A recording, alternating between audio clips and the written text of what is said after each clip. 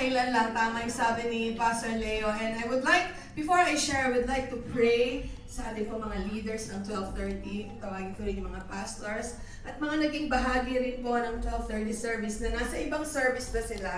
Pastor Amado, si Pastor Elaine, na mga nangalaga din. Alam niyo po sa mga bisita, ang Cornerstone runs 5 services across the week. So ito pong nakikita niyong service ay isa lang sa kongregasyon ng Cornerstone.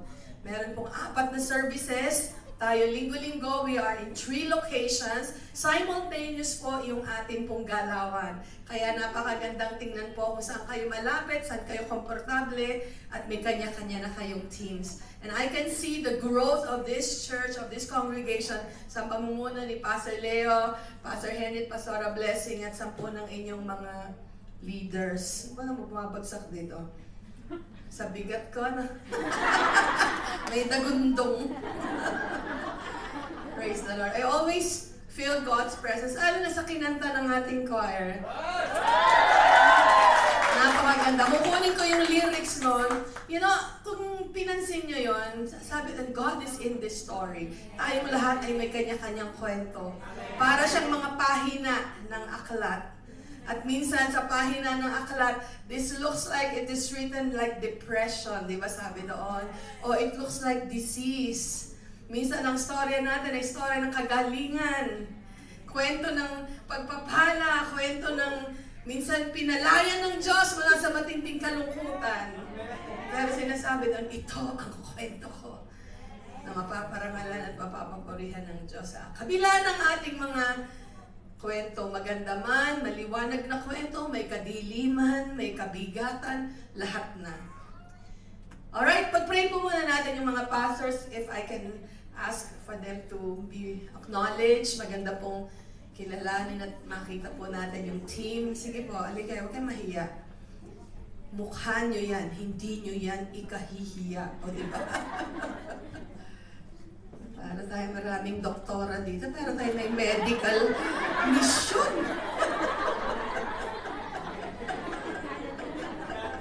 Meron pa tayo medical team na yun. Di ba kahit paminsan-minsan makapagdamit man lang tayo ng para tayong mga medical teams. Kulang na lang stethoscope. At ang kagandahan, hindi ako nasabihan. Tingnan ninyo, flow na flow ako sa costume ninyo, di ba? Buti na lang nakapagpalit pa ako ng sneakers. Kanina'y nakatakong pa ako eh. Maling-mali talaga yung aking You know, they are praying for you. Ang mga taong ito, mga lingkod ni Lord, sila yung umiiyak para sa mga request ninyo. Marami sa inyo natanggap ninyo ang kasagutan ng Diyos dahil sa pagkakaisa nila ipanalangin ang inyong kahilingan. Habang kayo'y humihilik, sabi nyo lang, pray naman po, di tulog na kayo. O sila gising. Tapos nag-thank you na kayo, sinagot na ni Lord. Lay hands na sila, stretch yung inyong kamay. Ito ang pinakabalik natin sa kanila, ang sila'y pagpalain ni Lord. Lord, pagpalain mo ang aming mga pastor na naglilingkod sa pangangalaga, Panginoon, ng mga pinadala mo sa Cornerstone, ng mga tao, para palang pangalagaan. I thank you, Jesus, for the increasing power and authority and anointing upon their lives. Lord, hinihiling ko na sila'y patuloy mong bakuran, palakasin. Lord, sagutin ang kanilang mga personal na mga pangailangan at mga panalangin. Lord, your eyes keep watch over them day and night. And I speak life over them and sa mga pamilya nila, Panginoon. Salamat, Jesus. Thank you, Jesus. Enlarge their heart for the work of the ministry in Jesus' name. Amen. Makakaupo na po kayo. God bless you. Nag-practice yan maglato-lato. May ilan pa akong lato-lato. Ang sarap pala pagkagalit kayo kay ma'am.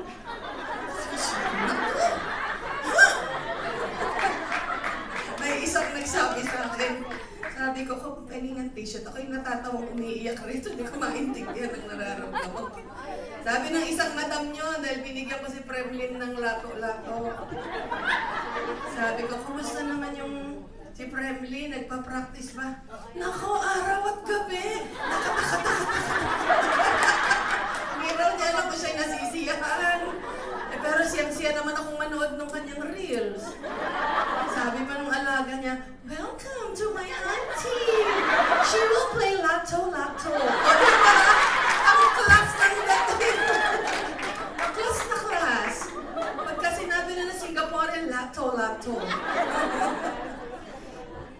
8 years. Alam niyo ba ibig sabihin ng 8 years?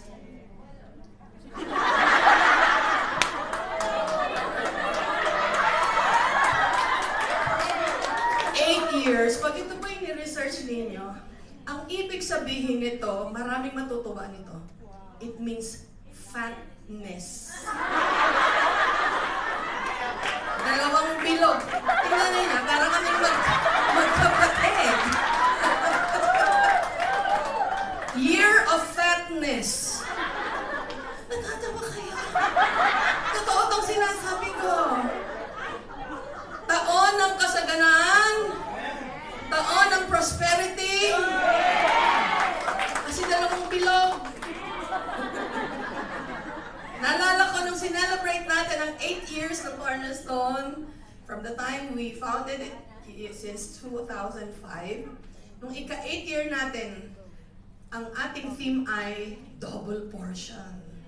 Naalala niyo yun? Kung pa sa inyo, hindi pa kayo buhay nun. Double portion.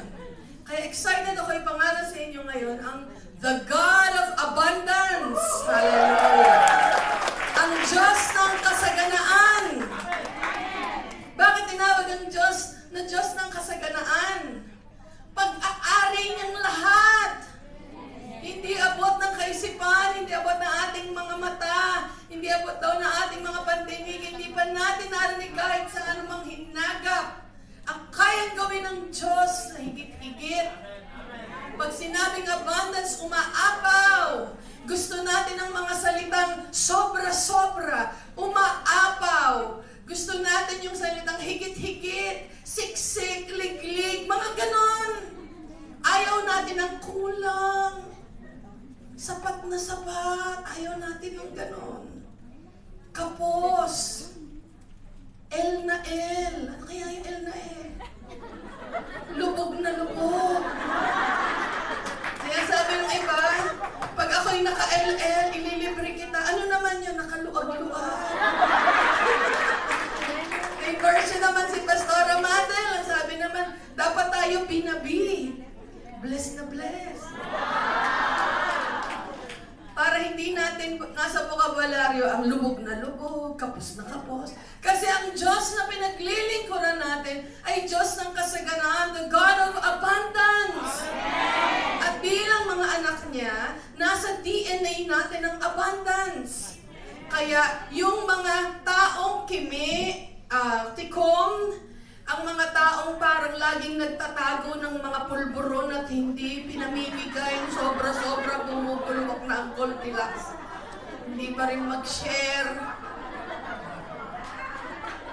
Pagka kayo'y may mga pasalubong na parang inisip ng kayo lang ang kakain at di nyo man lang ipatikim. Hindi yan ang DNA ng Diyos. Ang tao kaya siya nagiging mapagbigay. Maalwang buhay niya kasi alam niya ang Diyos Ama ay Diyos ng kasaganaan, Diyos na nagpapakain, Diyos na nagpapala. Hallelujah. Tingnan natin dito sa 2 Corinthians. Binasa ito ng ating kapatid kanina sa exhortation sa giving. 9 verse 8, sabi rito, God is able to bless you abundantly. Yan ang sabi sa salin ng NLT. So that in all things, sa lahat ng bagay, sa lahat ng oras, lahat daw ng inyong mga pangangailangan ay managana in every good work. Generously provider. God is our generous provider. Sabi sa salin dito, and God will generously provide all you need. Then you will always have everything you need and plenty left over to share with others.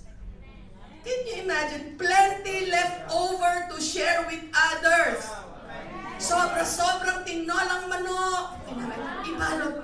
Kaya maraming Sharon yan sa lumabas. Balutin mo ako. Sa mga handaan, may lechon. Ang ipinalot yung ulo ng lechon. Kasi sabi nung naghanda, sige po, ibalot niyo na. Hindi na siya nahiya. Yung buong ulo. Hindi kasya sa plastic. Nakunan siya ng video. Nag-viral. We want to have plenty leftovers. Hindi lang sa pagkain, kundi sa mga sweldo natin may leftover. Para pag sinabi ni nanay, anak, marami ka bang sobra dyan? Oo, nanay, magkano ba gusto mo? Bilhin mo naman ako ng pabango, anak. Sabi ng nanay ko, no? Anak, bilan mo naman ako ng pabango, uwi ka pala. Sige ma, ano bang pabango gusto mo? Gusto ko anak, yung Chanel. Diyos ko Lord, ano ba yung Chanel? Magkano ba yung Chanel? Tuwang-tuwa ako. Gusto ko siya mabigyan ng Chanel, tumingin ako sa carousel. Baka may nagbebentang bagong-bago, hindi pa nabuksan. Meron nga! Flight stewardess ang nagbenta at parang marami siya nun. Binili ko. Hindi ba naman bukas may plastic? Nakarating ng Pilipinas. Sabi ng nanay ko, anak, mukhang sa 7-Eleven mo lang pumili. Nabismaya ako. Ma, hindi mo alam kung magkano yan. Iba-iba tayo ng level ng pagkasobra, di ba? Yung sobra ni kapatid nito na Arlene, malamang sapat-sapat sa pangangailangan ng isang kapatid. Hindi tayo pwedeng magkumparahanan kung ano yung sobra-sobra sa iyo, baka gipit-gipit sa iba. Ang mahal-mahal na pala nung binili mo, hindi pa rin na-appreciate kahit sobra yun sa'yo. The God of abundance, hindi niya nais na tayo'y malimitahan doon sa kaisipan natin ng kung ano yung sobra lang. Kaya nga may sinasabi sa Bible, 1 Corinthians chapter 2 verse 9, may mga verses o talatang ganito, wala bang matang nakakita? No eye has seen, no ear has heard, no mind has imagined what God has prepared for those who love Him. Sino rito nagsasabing nagmamahal siya sa Diyos? Taas ang paa. Nakakamay. Sinasabi natin nagmamahal tayo sa Diyos? Yan ang pangako ng Diyos. Oh. Pues, sabi diyan ng talata, kung nagmamahal ka sa Diyos, sinasabi niya sa atin, through the writing of the Apostle Paul, sabi niya, no eye has seen, no ear has heard, no mind has imagined what God has prepared for those who love Him. Na minsan iniisip mo, Lord, ni sa hinagap, hindi ko pinangarap magkaroon ng ganito. Ano yon? May mga ganun ba kay episode? Marami sa inyo, ni sa hinagap nung malit kayo, hindi nyo alam na magkaka-passport pala kayo. Tinignan nyo, lumilipad yung eroplano, makakasakay kaya ako dyan. Well, nandito na kayo, 10 taon na, 15 years na.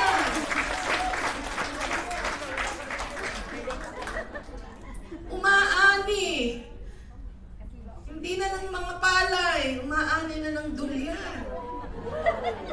Iniahon kayo ng Diyos sa farm. No eye has seen. Sabi ng Diyos, hindi pa yan. Kung nakita mo na yan. Sabi ng Diyos, hindi pa yan. Kasi dapat laging merong element sa atin ng wonders. Yung amazement sa more than enough. That's the God of abundance. Na Lord, grabe, akala ko nakita ko ng lahat ng blessing. Alam niyo, hindi na ako nagpapa-impress sa mayayaman. Hindi ako nai-impress masyado. Natutuwa akong mayaman sila pag naililibre ako. Mga iced tea, ganyan. Masaya naman yun. Kahapon nilabas ako ng isang kaibigan. Hindi ko na-explain sa inyo kung gaano kayaman. Parang tutulo laway ko, hindi ko na lang pinahalata. Gusto kong layuan kasi pag alam kong mayaman, ayoko ng kaibiganin minsan. Baka ako'y makulayan na dumidikit sa mga alta sociedad. Sabi niya, gusto ba, mamili ka dito pa. Nakiusap, pwede ba kitang ibili? Sorry, don't buy me anything. Huwag ko rito, enjoy mo yung shopping. I just said that, I don't want to